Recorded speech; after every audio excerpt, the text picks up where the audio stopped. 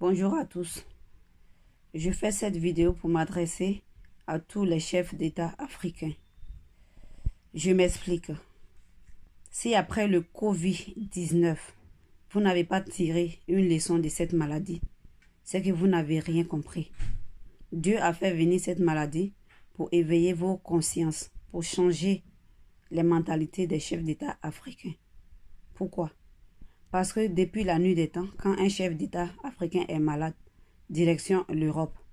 Or, vous pouvez utiliser ces moyens-là pour construire, cet argent pour construire des hôpitaux, former des médecins, former des chercheurs. Donnez les moyens à vos chercheurs, donnez les moyens à vos médecins de pouvoir travailler. Mais à chaque fois quand vous êtes malade, c'est direction Paris. Comment la jeunesse africaine peut s'en sortir? Parce que vous, chef d'État, vous n'avez pas confiance à la jeunesse africaine. Vous n'avez pas confiance à vos enfants. Qui viendra construire l'Afrique à notre place? Personne. On a des avocats qui sont intelligents, des journalistes qui sont intelligents. En Afrique, les journalistes n'ont même pas la liberté d'expression. Dès qu'ils veulent donner leur point de vue, on les abat. C'est pas normal. C'est pas normal. Il faudra qu'on change. Nous sommes en 2020 aujourd'hui. Donc, il faut un changement. Il faut les États-Unis d'Afrique.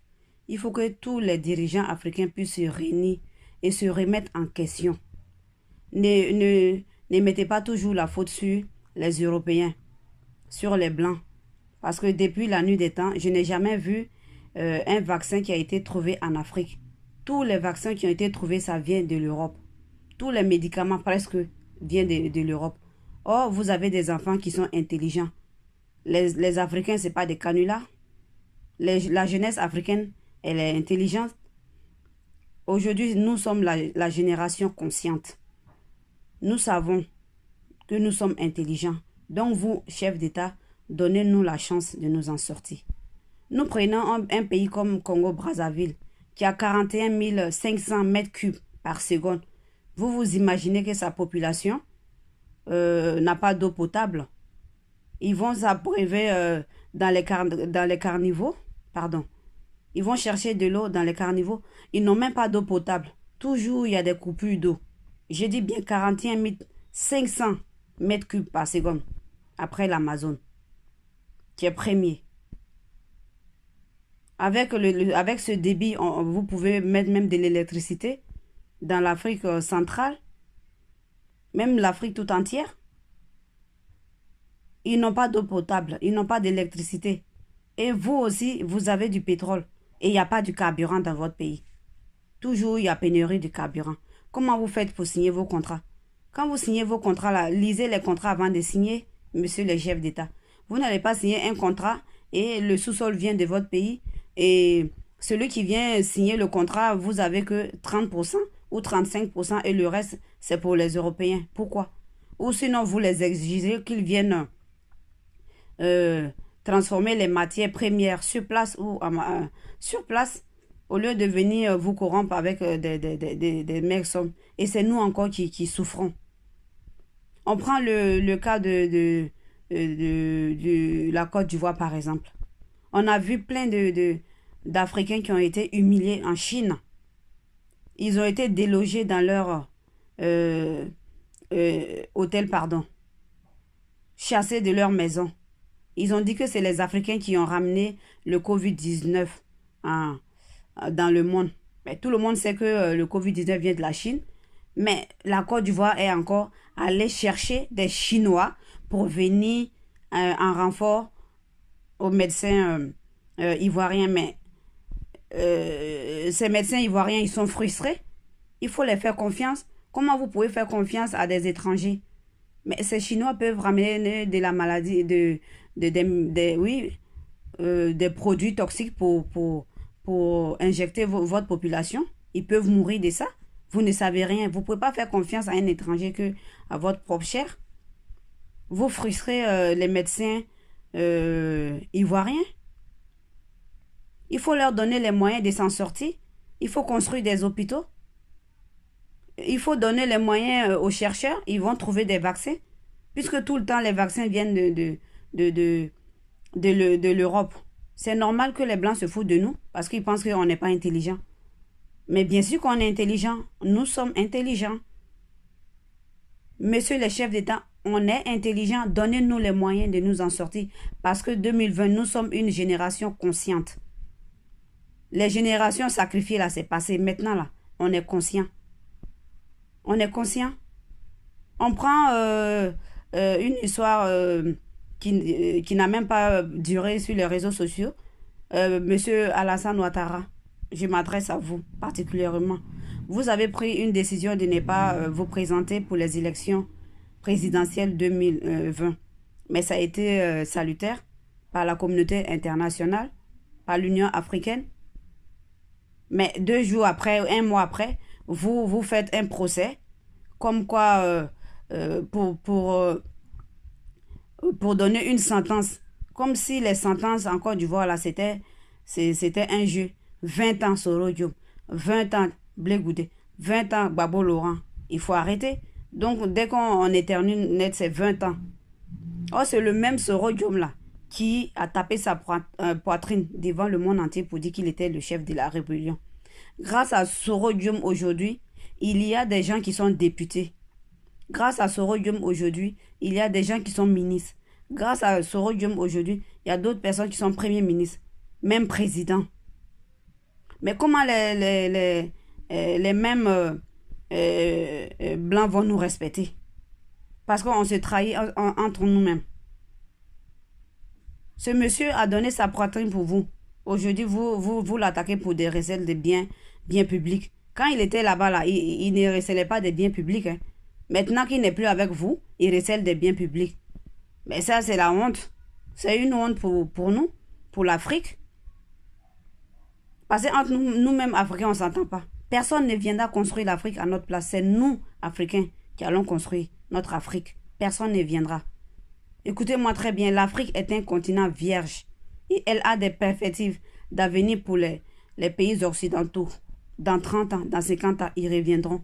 Je dis bien, l'Afrique est un continent vierge et elle a des perspectives d'avenir énormes pour les pays occidentaux. Parce que nous, on a le pétrole, on a le diamant, on a l'or, on a tout, on a l'air fraîche. Donc, ils nous envient. C'est pour ça qu'ils font tout pour que on soit en guerre. Et après, eux, ils passent derrière pour exploiter nos biens parce qu'on ne s'entend pas.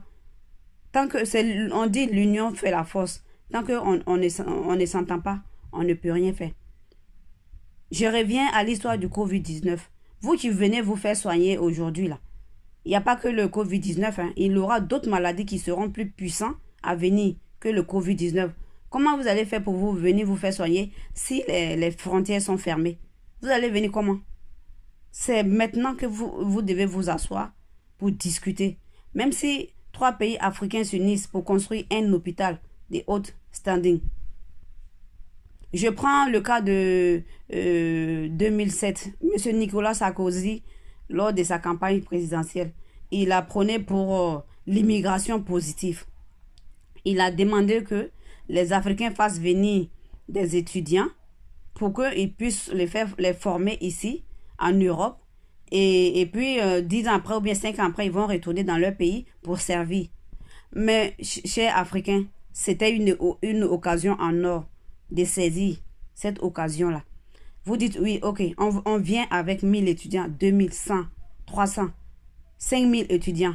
Mais en retour, parce que quand ils vont venir pour se former, quand ils sont là pour se former, ce sont des appareils de haute technologie. Quand ils vont retourner en Côte d'Ivoire, à Brazzaville ou à Ouagadougou ou à Cotonou, ils vont revenir trouver du matériel de 1960. Donc c'est maintenant, il faut dire, bon, Monsieur Sarkozy, on est d'accord, on amène nos enfants se former, mais en retour, quand ils vont revenir, il faut leur donner le matériel de la nouvelle génération. Parce qu'ils ne peuvent pas venir travailler avec des appareils de 2020. Ils vont revenir en Afrique. Ils vont travailler avec des appareils de 1960. Ils vont pas se retrouver. On a des meilleurs journalistes. On a des bons avocats. Mais quand vous avez des problèmes, vous venez chercher des avocats blancs. Pourtant, vous avez des avocats qui sont intelligents dans votre pays, qui peuvent servir l'Afrique, qui peut servir vos intérêts. Mais vous venez les chercher ici, vous payez des tarifs énormes au détriment de la jeunesse africaine. Même chose pour les techniciens. Il y a un jeune Ivoirien qu'on appelle Aipo. Il est très intelligent. Il conçoit des smartphones. Mais pourquoi ne pas le soutenir pour monter des ordinateurs, des téléphones comme Samsung, Sony en Côte d'Ivoire? Il ne demande que 500 000 francs, 500 000 euros pour démarrer son affaire. Allez-y sur YouTube, tapez Jean-André Aipo. Aipo, c'est un jeune Ivoirien qui est très intelligent. Mais non, personne ne le soutient. Il a été plusieurs fois en Côte d'Ivoire, mais personne ne le soutient pour son business. On préfère aller acheter les tablettes en Chine, les ordinateurs en Chine. Pourtant, ce jeune peut former des jeunes Ivoiriens là-bas sur place. Et on va prendre aussi le cas du Cameroun. Mais il faut arrêter. Un président qui ça fait 87 ans au pouvoir. 87 ans. Il a 87 ans. Il va faire 38 ans ou je ne sais pas combien d'années.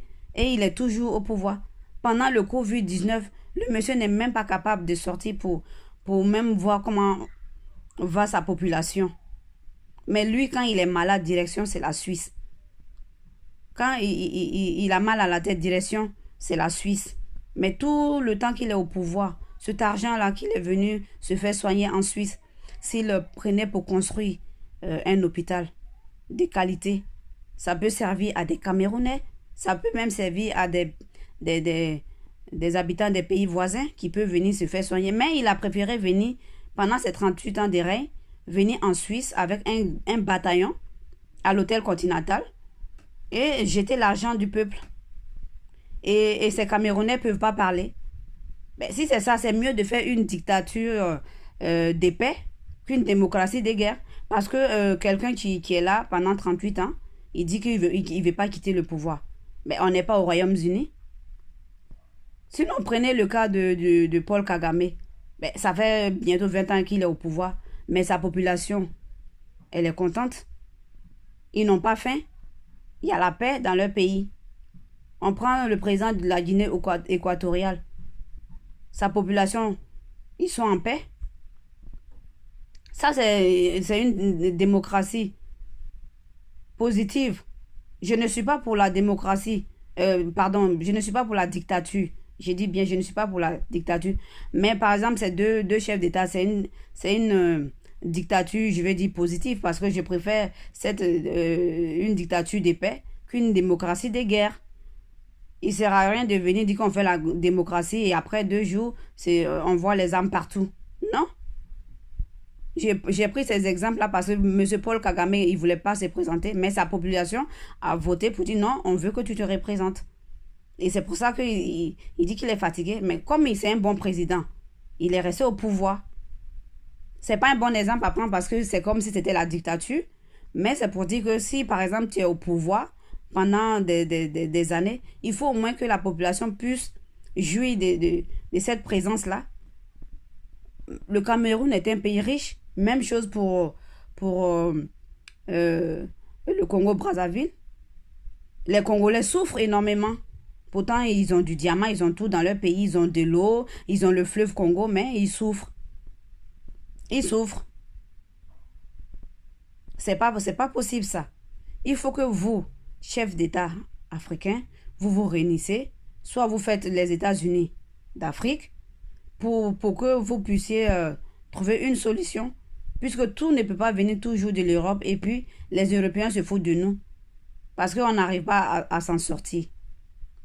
On n'arrive pas à s'en sortir. Mais il faut voir si on trouve des gens qui viennent avec... par exemple, si au niveau de l'Afrique, si un jeune vient avec son dossier et le français ou bien, je ne sais pas, l'anglais vient avec son dossier, vous allez prendre celui du blanc et puis laisser celui du noir dans votre propre pays. Essayez de changer. Il faut, par exemple, si un Européen vient pour monter une société, il faut que l'Africain puisse prendre, 51% et l'européen, 49%. Il faut que l'autochtone soit le directeur de la société. S'il ne veut pas qu'il réparte chez lui, évidemment, il ne va pas répartir parce qu'il a besoin. Il sait qu'il a ses intérêts chez nous.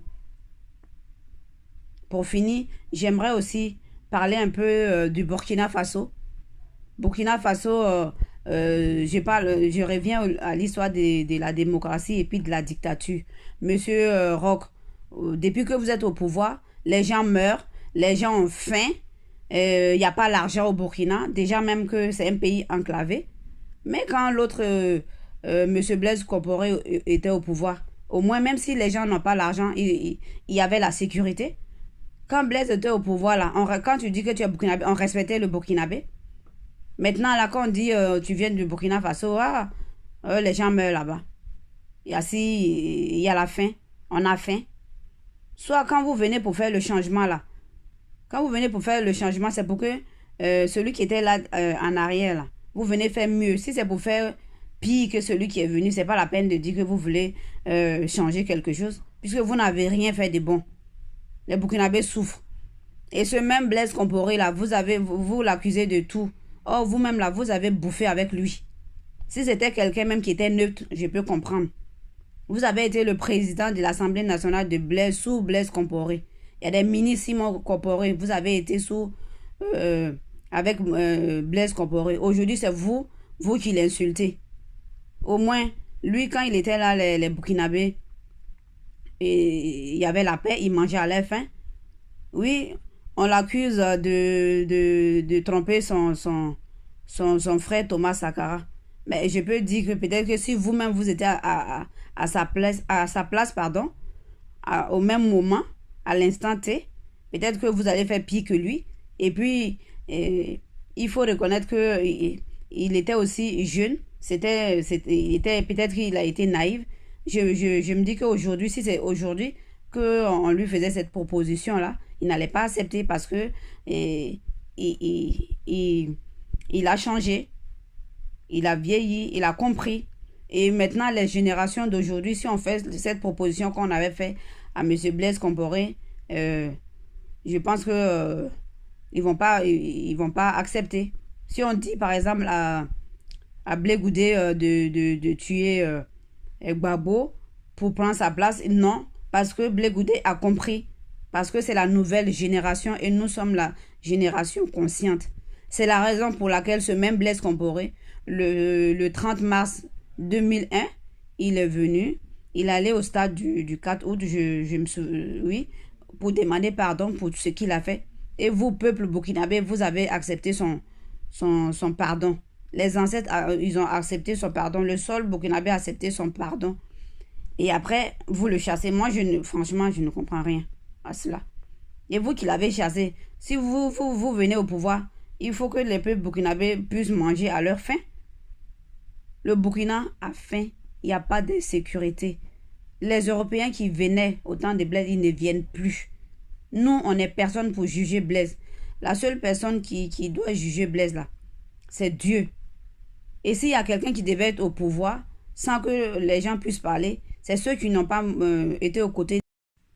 Et s'il y a des personnes qui devaient être présidents, c'est ceux qui n'ont pas été aux côtés de Blaise. Maintenant, nous allons revenir au niveau de l'Afrique. Il faut que les pays africains puissent revoir leur système d'adressage. Je dis bien adressage. Il manque de système d'adressage en Afrique. Donc, il n'y a pas de boîte aux lettres chez les habitants. Il faut que l'Afrique puisse revoir ce système-là. Puisque quand on veut aller chez quelqu'un, il faut tourner à gauche, il faut aller au Carrefour, au rond-point des Nations Unies, au terminus 81. Tout ça, c'est trop compliqué. Puisque même si on veut faire des partages, c'est pour ça en Afrique, le système de confinement, c'est difficile. Puisqu'il n'y a pas d'adresse.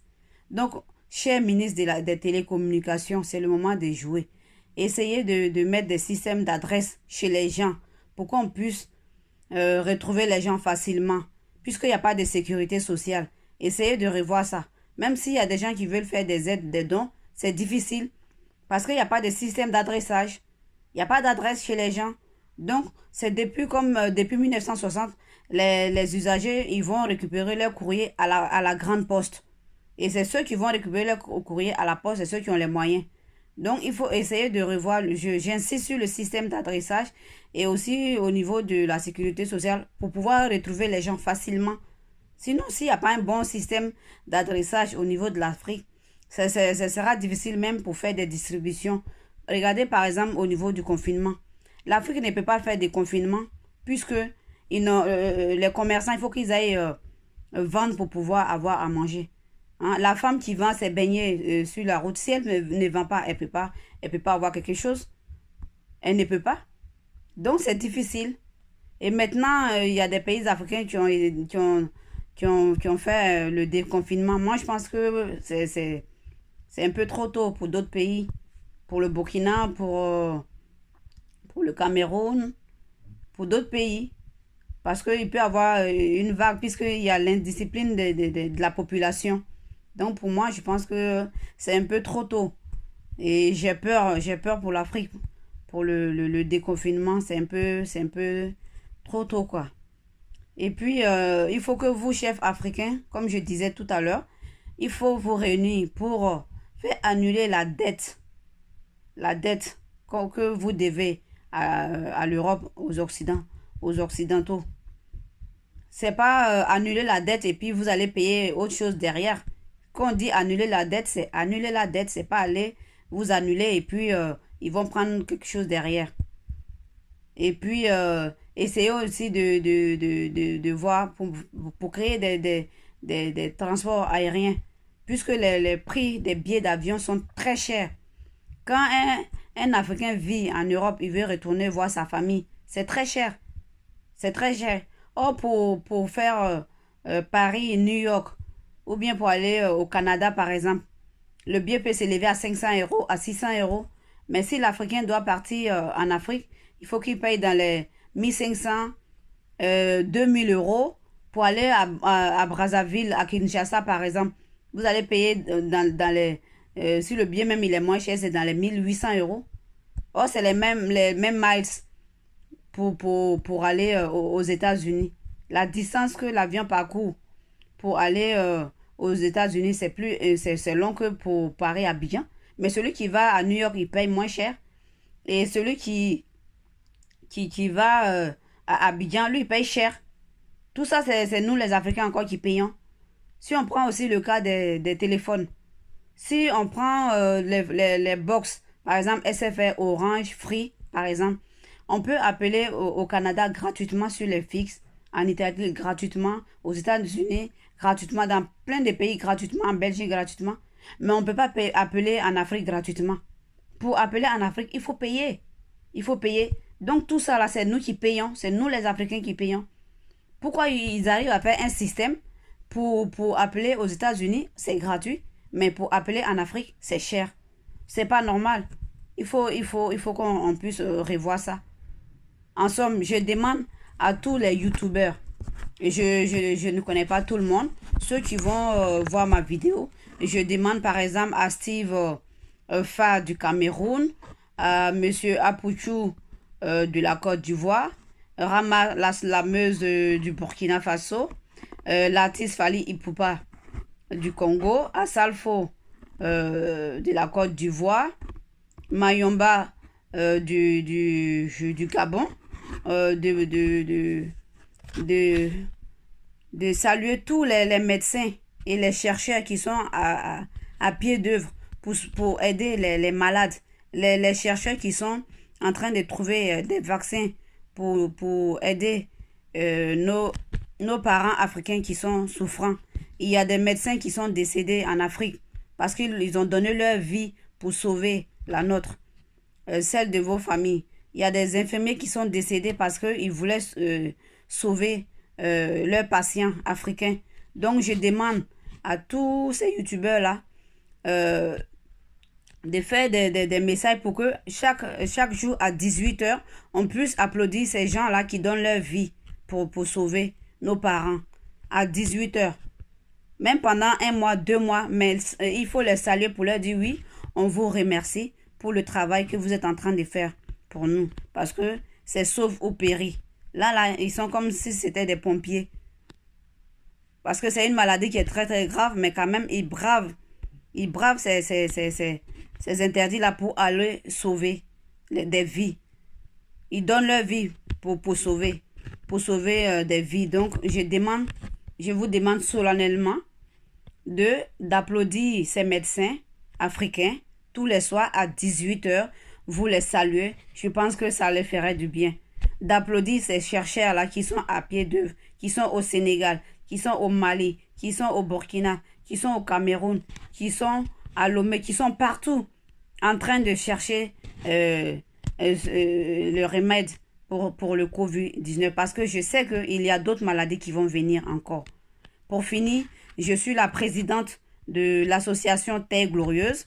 En fait, c'est une association qui s'occupe des migrants qui souhaitent retourner volontairement en Afrique pour leur réinsertion sociale en Afrique dans le domaine de l'élevage, l'agriculture, la pisciculture, etc., etc.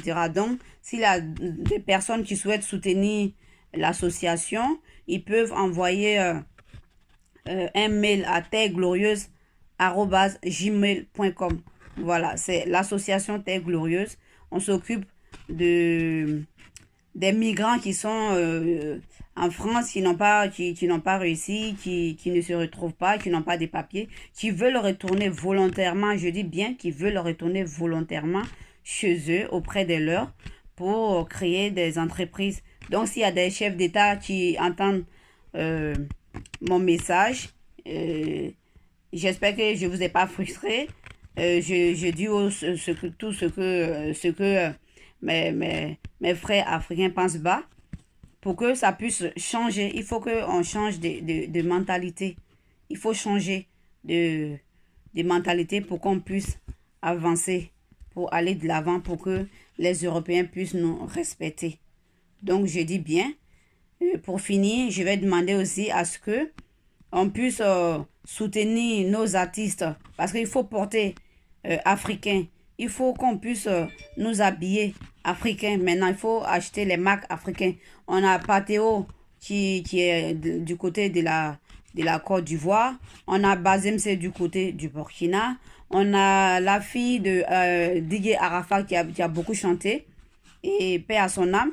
Et Rafna Collection. Donc, je demande à ce qu'on puisse soutenir la fille de Rafna. La fille d'Arafat, Rafna Collection. Il faut acheter ses vêtements au lieu d'aller acheter à Kiabi ou à Orchestra ou des marques européennes. Donc, il faut soutenir la culture parce que la culture est l'ambassadrice. C'est comme c'est une transmission du pays à l'extérieur. Grâce à la culture, à la tradition, on connaît un pays. Et vive l'Afrique, vive les États-Unis d'Afrique et vive l'intelligence africaine et vive la génération consciente. Merci.